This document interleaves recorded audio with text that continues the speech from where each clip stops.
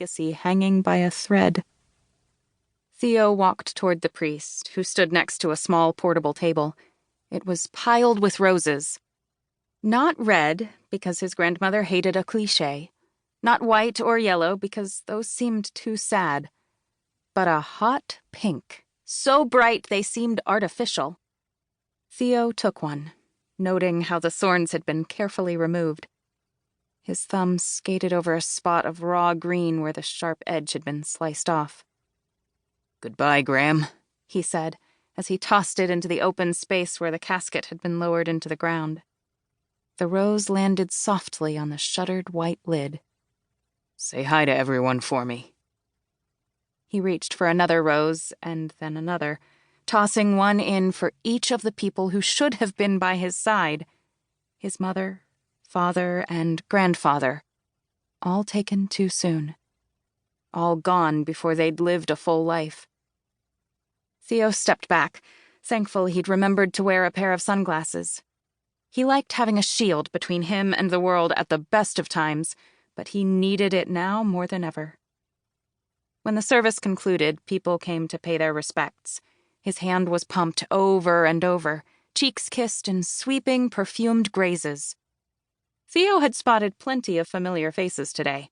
The funeral was a who's who of New York society, fashion designers, politicians, blue bloods, which was exactly how his extroverted, attention-loving grandmother would have wanted it. It didn't matter that he would rather be alone to say his goodbyes. Today was about her. Letting out a long breath, he stuffed his hands into the pockets of his suit pants as he waited for the gravesite to empty. "She was a magnificent woman," Father Ahern said, walking over and laying a comforting hand on Theo's shoulder. "Incomparable. Truly one of a kind." "I know." He nodded. "She used to come to my service every Sunday and sit in the front row. Nobody dared to take her spot, even if she was late."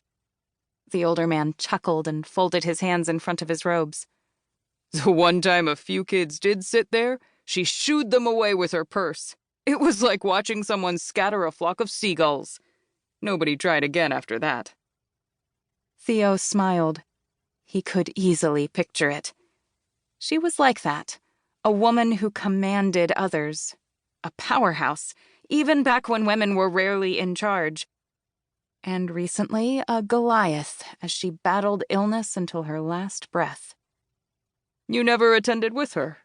Father Ahern commented. "I don't like crowds. Think of it as more of a community."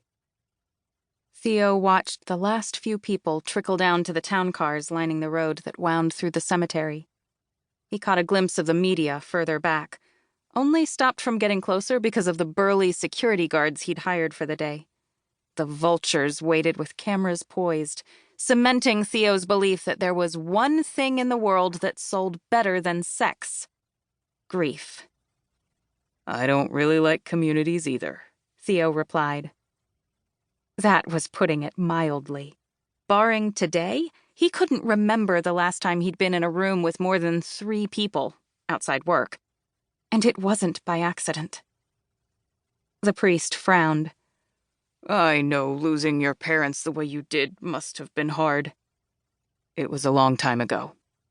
And he still woke with night terrors about it, even now, a quarter of a century later. He'd never get the image out of his head.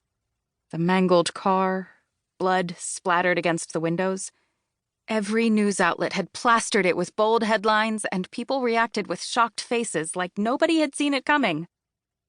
Hollywood sweetheart and New York royalty pronounced dead at the scene. His heart clenched. His mother and father had seen it coming. They'd taken preventive measures to avoid the paparazzi and their increasingly intrusive, aggressive behavior. Decoy cars, unfamiliar routes, evasive driving. Right into the side of a bridge. So, yeah, Theo had a bit of a problem with the media. He also had a problem with people poking their noses into his private life. He discouraged that by keeping to himself. It wasn't personal, though. It was protection. "It's okay to grieve," the priest said. "God gave us emotions for..."